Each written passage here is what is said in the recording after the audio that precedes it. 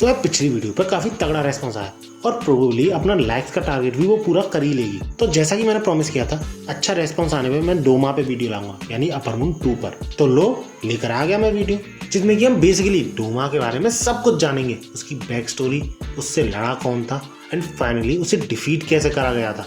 So if you are interested keep watching.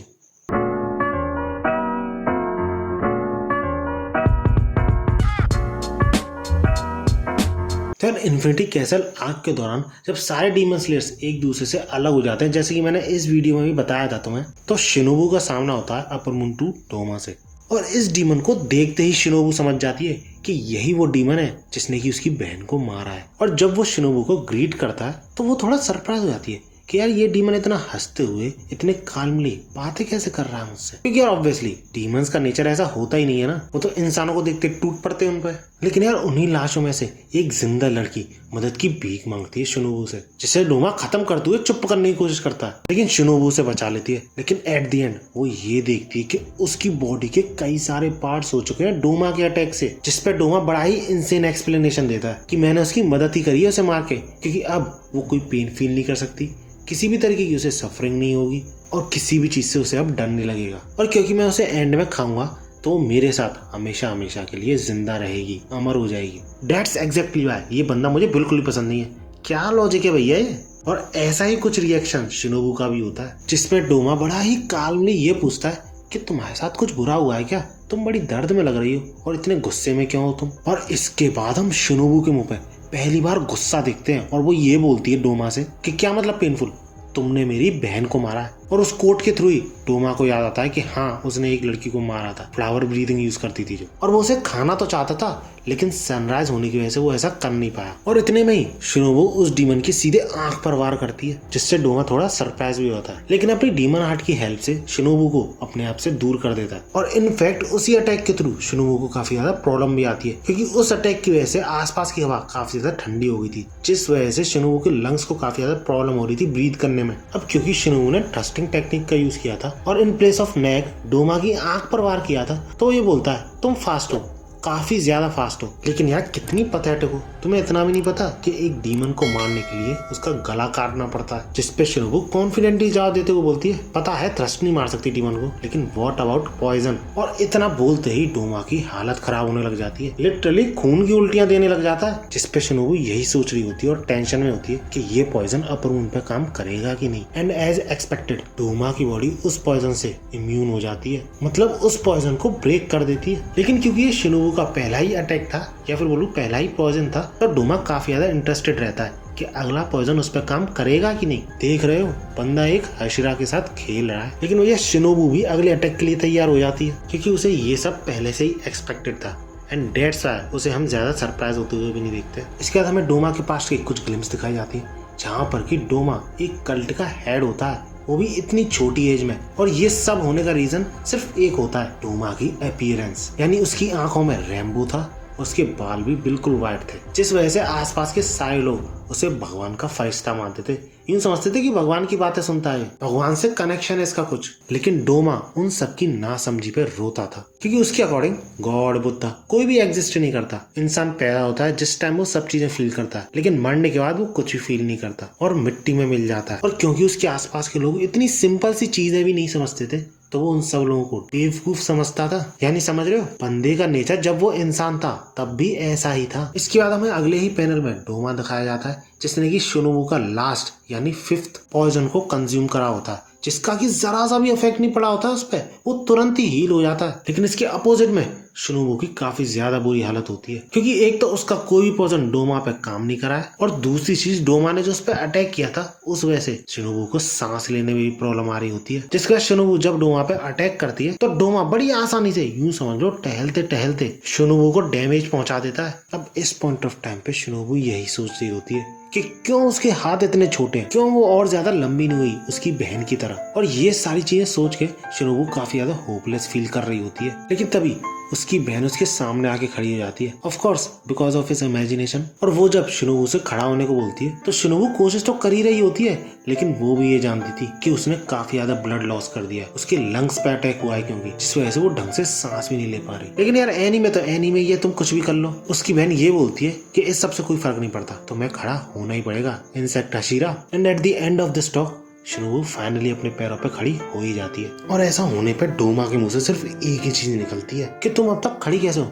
मैंने तो तुम्हारे लंग्स और रिब्स को बुरी तरह काट के रख दिया और ऊपर से तुम्हारा ब्लड भी इतना बह चुका है। लेकिन क्योंकि यार शिनोबू बिल्कुल भी बोलने की हालत में नहीं थी, क्योंकि उसका मुंह पूरी तरह खून से भरा हुआ था, तो इस पे डोमा पेनलेसली ये बोलता है कि अच्छा तुम्हारा ब्लड लंग्स के आसपास काफी ज्यादा जमा हो चुका है, इसलिए तुम्हारी आवाज नहीं निकल पा रही। ज्यादा ओवरडू मत करो, मैं तुम्हें खत्म करके तुम्हारी सफरिंग ही खत्म कर दूंगा। लेकिन शिनोबू को अभी भी ये यकीन था कि अगर वो उस डीमन की नेक पर वार करे और अपना पॉइजन इंजेक्ट कर दे तो वो जीत सकती है। और एग्जैक्टली सेम ऐसा ही वो करती है अपनी स्पीड का यूज करके। और भाई साहब वो ये सब इतनी तेजी से करती है ना, डोमा खुद उसके मूवमेंट्स को प्रिडिक्ट नहीं कर पाता है और अपनी स्पीड की मदद से ही शिनोबू नीचे से स्नीक अटैक करती है डोमा पे, और ये वार ठीक उसके गले पर ही होता है। बट सरप्राइजिंगली डोमा को इस अटैक से भी कोई फर्क नहीं पड़ता है, उसका बाल भी बाका नहीं होता और इनफैक्ट बंदा हंस रहा होता है। जिसके बाद शिनोबू जब वापस जमीन पर गिर रही होती है तो डोमा उसको गिरने नहीं देता और गले लगा लेता है। इनफैक्ट रोने भी लग जाता है कि उसने इतना ज्यादा ट्राई किया, और रोते हुए वो शिनोबू से काफी सारी चीजें बोलता है कि कैसे वो ज्यादा टैलेंटेड नहीं है, फिर भी उसने इतनी कोशिश की, सब कुछ पॉइंटलेस था, फिर भी वो ट्राई करती रही। और वो तो ये तक बोल देता है कि शिनोबू अभी तक जिंदा कैसे इतना वीक होते हुए। और अगर तुम सोच रहे हो कि डोमा उसे छोड़ने वाला है,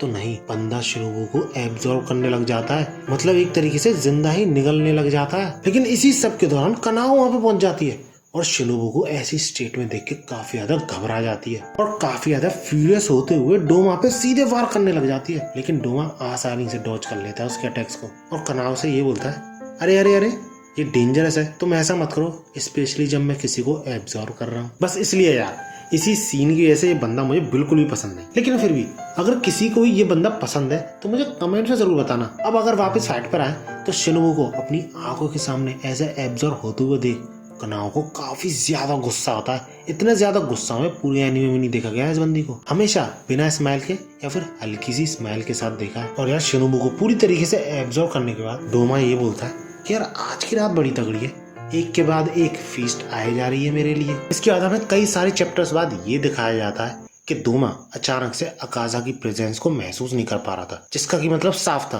कि अकाजा मर चुका है। लेकिन वो यही सोच रहा होता है कि अकाजा के मरने से पहले कोई अलग तरीके की सेंसेशन उसने महसूस की थी अकाजा से। इसके बाद हम कनाओ को देखते हैं जो कि काफी ज्यादा बुरी हालत में होती है, और डोमा के कनाओ से उसके बारे में पूछने पर कनाओ अपने आप को शिनोबू की बहन बताती है, जिसपे कि डोमा कंफ्यूज हो जाता है। क्या तुम्हारे फ्लैश को देख के ऐसा लग ही नहीं रहा कि तुम उसकी बहन हो? लगता है ब्लड रिलेशन नहीं तुम दोनों में। देख रहे हो, बंदे को लड़कियों का इतना ज्यादा एक्सपीरियंस है, वैसा वाला एक्सपीरियंस नहीं। अब डोमा लड़कियों की बात कर ही रहा था तो उसे ये याद आता है कि अकाजा जो कि अपर मून 3 था, उसने आज तक एक भी लड़की को नहीं खाया, एक भी लड़की को डिवोर नहीं किया है। डोमा ने कहा भी था कि लड़कियां ज्यादा न्यूट्रिशियस होती हैं मेन से, जिस वजह से वो और भी ज्यादा स्ट्रांग हो सकता है लड़कियों को खाकर। लेकिन अकाजा ने खाना तक तो छोड़ो, आज तक एक लड़की को मारा तक नहीं था। और इसका रीजन तुम अच्छी तरह समझ सकते हो अगर तुमने मेरी पिछली वीडियो पूरी देखी है तो। इसके बाद हम ये देखते हैं कि बातों ही बातों में डोमा काफी ज्यादा दुखी हो जाता है, क्योंकि अकाजा उसका काफी अच्छा दोस्त था। और उसके इसी रोने धोने के बीच कनाओ अचानक से बोल पड़ती है, That's enough। झूठ बोलते बोलते थकता नहीं क्या? जिसपे डोमा कंफ्यूज कि क्या मतलब। और इसकी रिप्लाई में कनाओ एक ऐसी बात बोलती है डोमा से, जिस वजह से हम डोमा को पहली बार not only in anime but also in manga पहली बार गुस्सा होते हुए देखते हैं। कनाओ ये बोलती है डोमा से कि तुम्हारे मुंह से निकला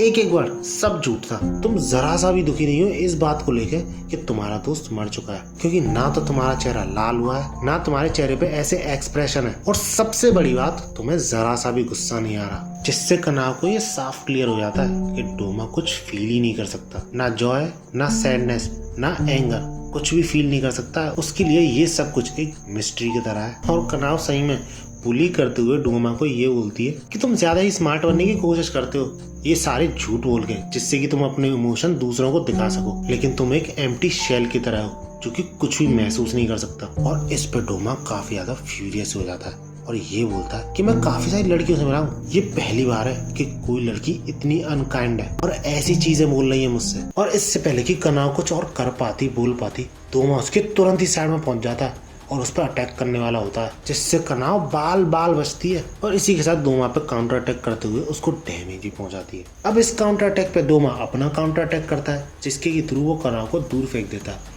लेकिन वो ये एक्सपीरियंस कर रहा था कि कनाव की स्पीड और भी ज्यादा बढ़ती आ रही है, क्योंकि वो डोमा के मूव्स को अडेप्ट कर रही थी, उसकी फाइटिंग स्टाइल को समझ रही थी। और साथ ही साथ डोमा जो ठंडी हवा प्रोड्यूस करता है अपने फैन के थ्रू, जिससे कि सांस लेने में प्रॉब्लम आई थी शिनोबू को, वो चीज कनाव के साथ ना हो उसके लिए वो अपनी ब्रीदिंग को भी अवॉइड कर रही थी टाइम टू टाइम। और इन सारी चीजों से डोमा को ये क्लियर हो जाता है कि ये लड़की उस पिछली हाशिरा से काफी ज्यादा ताकतवर है। यानी समझ रहे हो, इस वीडियो में गिव ये शेयर हो गया था कि तानजीरो एक पिलर जितना पावरफुल हो गया, और इस वीडियो में डोमा ये कंफर्म करता है कि कनाव शिनोबू से भी ज्यादा स्ट्रॉन्ग है।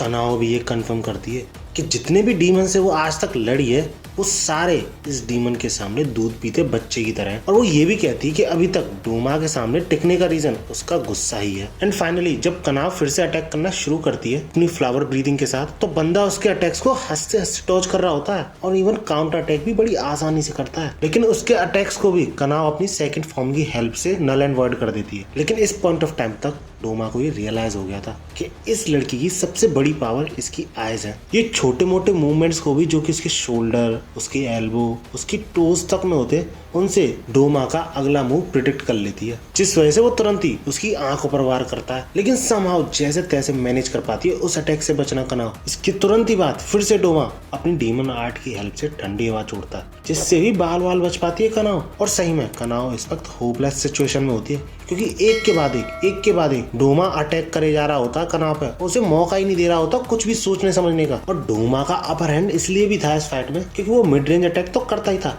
लेकिन लॉन्ग रेंज अटैक भी करता था, जिस वजह से कनाव को उसके पास आने का मौका ही नहीं मिल रहा था। और इसी बात पे वो मजे लेने लग जाता उसके कि अगर तुम मुझसे दूर जाती रही तो तुम मेरा हेड कट ही नहीं कर पाओगी, तो इस सब का क्या फायदा। इसके बाद हम ये देखते हैं कि वो कनाव के पीछे खड़ा है, लेकिन असली प्रॉब्लम ये स्पीड नहीं थी, प्रॉब्लम ये थी कि कनाव के हाथ से उसकी स्वॉर्ड गायब हो चुकी है। और डोमा उसकी तलवार दिखाते उससे ये बोलता है कि तुमने इसे टाइटली नहीं पकड़ा था ना, तो मैंने सोचा मैं ले लेता हूँ उसे। और एक बहुत तगड़ा कनाव पे अटैक करते हुए ये बोलता है, इस तलवार को आओ और ले लो। अब बिना तलवार के ऑब्वियसली कनाव कर ही क्या सकती थी, तो उस अटैक से सबसे कम डैमेज किस पोजीशन पे होगा वो उस पोजीशन पे जाने की कोशिश करती है अपनी आइज की हेल्प से। लेकिन ये सही टाइम पे एंट्री होती है इनोजुके की, जो कि कनाव और डोमा दोनों को चौंका देता है, क्योंकि बंदे ने भैया छत से एंट्री ली है। और आते ही कनाव पे जो अटैक हो रहा था उसे नल एंड वॉइड करता है। और इनोजुके डोमा को देखते हुए ये बोलता है, टू अपर रैंक 2 तुम्हारा सीक्रेट आउट हो गया, मुझे पता चल गया है तुम अपर रैंक 2 हो, अब मैं तुम्हें जल्दी से हराऊंगा और हाशिरा बन जाऊंगा। जिस पे डोमा भी लग,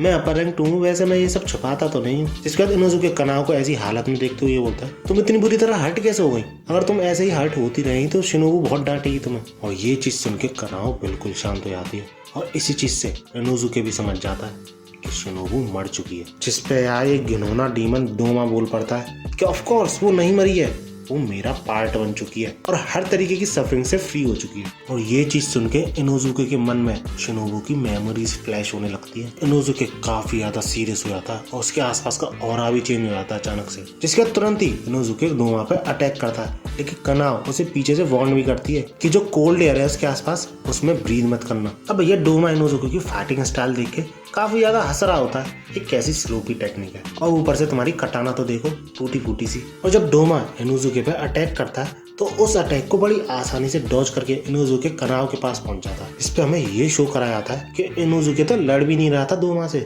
वो कनाव की स्वॉर्ड वापस लेने गया था। और ये चीज देख के डोमा काफी ज्यादा शॉक हो जाता है और इनोजुके की स्पीड को काफी ज्यादा फ्रीज करता है। इसके बाद उन दोनों के बीच जब फाइट होती है तो इनोजुके काफी अच्छी खासी टक्कर दे रहा होता है, लेकिन इनोजुके को ये नहीं पता था कि डोमा अभी तक सीरियस हुआ ही नहीं है। इसके बाद इनोजुके बड़ी दूर से ही डोमा पे अटैक करने की कोशिश करता है, लेकिन ये डोमा को समझ में नहीं आ रहा होता है कि इतनी दूर से अटैक कर क्यों रहा है, पहुंच ही नहीं पाएगा मुझ तक तो। लेकिन इसके तुरंत ही बाद वो ये रियलाइज करता है कि उसकी आंखों पर डैमेज पहुंच चुका है, और ये सब होने का रीजन था कि इनोजुके ने अपने हाथ के सारे जॉइंट्स को डिसलोकेट कर लिया है, जिससे कि उसकी अटैकिंग रेंज बढ़ जाए। जिस पर कनाव थोड़ी चिंता करने लग जाती है कि ये सारे जॉइंट्स डिसलोकेट कर लिए इसने, अब क्या करेगा ये। लेकिन गैस व्हाट, इनोजुके अपने हाथ के सारे जॉइंट्स को रीसेट कर लेता है, मतलब अपनी सही पोजीशन में ला देता है। और ये देख के कनाव काफी ज्यादा शॉक हो जाती है, लेकिन डोमा इस बात पे हंस रहा होता है कि तुम सही में स्लो भी हो तुम्हारी टेक्निक्स के साथ। लेकिन भाई साहब, जब इनोजुके उसे वापस रिप्लाई दे रहा होता है तो अगले ही पर उसका मास्क अचानक से गायब हो जाता है, और वो मास्क डोमा ने निकाला होता है। कहा था ना मैंने, अभी डोमा ने ढंग से फाइट करना शुरू भी नहीं किया। लेकिन अजीब ये था कि डोमा ने जब इनोजुके का चेहरा देखा तो वो ये बोलता है कि I think I know you. इस पर ऑब्वियसली इनोजुके मना करता है और उसका मास्क वापस करने को बोलता है। लेकिन अभी भी इस पर भी वो अपर मून डोमा ये बोल रहा था कि नहीं नहीं नहीं, हम मिले तो जरूर हैं कहीं ना कहीं, मैं तुम्हें जानता हूँ। और वो अपनी दिमाग में उंगली घुसा के क्लॉक की तरह उसे घुमा के याद करने की कोशिश करता है। और इस पर जैसा रिएक्शन इनोजुके का, कुछ ऐसा ही मेरा भी रिएक्शन था कि भैया कर क्या रहा है। लेकिन फाइनली ऐसा करने से उसे एक औरत की याद आती है जो कि अपने हाथ में बच्चे को लिए हुए उसके पास मदद मांगने आती है। उसका हस्बैंड क्योंकि उसे बहुत ज्यादा मारता था, उसकी वजह से उसकी एक आंख ब्लाइंड भी हो गई थी। और क्योंकि उसका फेस इनोजुके से काफी ज्यादा मिलता है तो डोमा 100% श्योर हो जाता है कि इनोजुके उसी का बेटा है। अब इस बात पे इनोजुके कम्प्लीटली अपोज करता है, क्योंकि हमने सीरीज में कई बार देखा है कि इनोजुके का ये मानना है उसको बोर्स ने पाला है, इसलिए काफी ज्यादा गुस्से में इनोजुके डोमा पे वार भी करता है। बट ऑब्वियसली उसका हमला कोई काम नहीं आता और ऊपर से वो डैमेज और ले लेता है डोमा से। और जब डोमा ये रिवील करता है कि वो अपने बच्चे को हाथ में लेके, यानी इनोजुके को हाथ में लेके हमेशा पिंकी प्रोमिसेस गाना गाया करती थी, तब जाके इनोजुके को ये रियलाइज होता है कि उसने भी बचपन में किसी ना किसी से ये गाना सुना है। इसके बाद डोमा ये रिवील करता है कि मैं उसे खाना नहीं चाहता था, क्योंकि ऐसे प्योर हार्टेड पर्सन बहुत कम होते हैं। मैं तो ये प्लान कर रहा था कि जब तक वो खुद ओल्ड एज से नहीं मर जाती तब तक मैं उसके साथ रहूंगा। लेकिन इनोजुके की मदर पागल होने का नाटक ही करती थी, यानी स्लूपी पर्सनैलिटी रखने का नाटक करती थी। लेकिन ऐसी वो बिल्कुल भी नहीं थी, जिस वजह से उसे जल्दी ही रियलाइज हो गया कि डोमा अपने फॉलोअर्स को खा रहा है। जिसके बाद डोमा ने उसे अपना मोटिव समझाने की कोशिश भी करी, लेकिन वो समझी नहीं और उस टेम्पल से भागने लगी। और इसी दौरान वो चाइल्ड इनोजुके से माफी मांगती है, क्योंकि हर बार वो ऐसे पर्सन के पास जाती है जो कि उसे नुकसान पहुंचाना चाहते हैं। लेकिन थोड़ा बहुत दौड़ने के बाद एक डेड एंड आता है, यानी एक क्लिफ आ जाती है, जिससे इनोजुके की माँ को ये क्लियर हो जाता है कि वो नहीं बच पाई। लेकिन कम से कम वो ये चाहती थी उसका बच्चा तो बच जाए, तो वो ना चाहते हुए भी इनोजुके को क्लिफ से फेंक देती है। ऑफ कोर्स नीचे नदी होती है, इसलिए इनोजुके पानी में ही गिरता है। लेकिन इसके तुरंत ही बाद डोमा पीछे से आता है, उसकी माँ को वहीं की वहीं मार देता है। और डोमा यहीं तक नहीं रुका, वो ये भी बोलता है कि मैं उसकी मांस हड्डियां सब चट कर गया, क्योंकि अगर वो घर भागती तो उसका पति उसे मारता और अकेले वो कुछ कर भी नहीं सकती थी, तो इसलिए वो और उसका बच्चा कुत्तों की मौत मरे। और इसी के साथ एंड में वो कोटोहा यानी इनोजुके की माँ उसकी लाइफ को मीनिंगलेस भी बोलता है। और ये सब सुन के भाई साहब इनोजुके को काफी ज्यादा गुस्सा आता है, लेकिन वो साथ ही साथ शुक्रगुजार भी था कि उसके दोस्त को मारने वाला, उसकी माँ को मारने वाला उसके सामने ही खड़ा है। और इसके बाद होना क्या था, इनोजुके बिना कुछ सोचे समझे डोमा पे अटैक करता है, लेकिन डोमा भी अपने डिफेंस में वही फ्रीजिंग एयर छोड़ता है, ठंडी हवा। लेकिन इनोजुके अपनी कटानास को पंखे की तरह घुमा के अपने आप से दूर रखता है उस विंड को, जिसके बाद कनाव भी पीछे से अटैक करने की कोशिश करती है डोमा पे। लेकिन बंदे का रिएक्शन इतनी तेज था कि वो काउंटर अटैक इतनी तेज करता है कि कनाव को खुद उससे बचना पड़ता है। लेकिन क्योंकि अकाजा हार चुका था और इन अपूर्वुन्स को मुजान को बचाना था, तो इसलिए वो उन दोनों के लिए डॉल छोड़ जाता है, जिससे कि वो बिजी रहे और वहां से निकलने की कोशिश करता है। और ये मत सोच लेना डोमा की डॉल बहुत कमजोर थी, उसके अटैक्स ऑलमोस्ट उतने ही पावरफुल थे जितने कि डोमा के थे। वो खुद ये चीज बोलता है। इसके बाद डोमा ऑलमोस्ट वहां से जा चुका होता है, लेकिन जाते जाते वो यही सोच रहा होता है कि इनोजुके ने अभी तक उसकी ब्लड डीमन आर्ट को इनहेल नहीं किया है, यानी वो जो फ्रीजिंग विंड थी वो। और थोड़ा ऑब्जर्व करने के बाद वो ये रियलाइज करता है कि इनोजुके की स्किन काफी ज्यादा सेंसिटिव है, तो थोड़ी सी भी उसके आसपास ठंडक होने से वो अपनी सांसें रोक लेता है। और यही अगर काफी नहीं था तो डोमा ऐसे ही और डुप्लीकेट्स बना देता है और इन्फिनिटी कैसल में जितने भी डीमन स्लेयर्स हैं उन सबको वाइप आउट करने की सोचता है। लेकिन भैया उसकी एक ही डॉल इतनी खतरनाक थी कि यूं समझ लो इनोजुके और कनाव दोनों को अकेले संभाल तो रही थी, ऑलमोस्ट उनको खत्म करने वाली थी। उनसे उस डॉल के अटैक भी डॉज नहीं हो रहे थे और डोमा ऑलमोस्ट निकल ही चुका था। लेकिन तभी यार उसका पूरा चेहरा पिघलने लगता है एक मोम की तरह, जिससे वो कम्प्लीटली शॉक कि भैया ये हो क्या रहा है। लेकिन कनाव को इस चीज का पहले से अंदाजा था, क्योंकि इस सब के पीछे हाथ था शिनोबू का। इसके तुरंत ही बाद हमें पास्ट की कुछ ग्लिम्स दिखाई जाती है, जिसमें हमें ये पता चलता है कि शिनोबू पूरे 1 साल से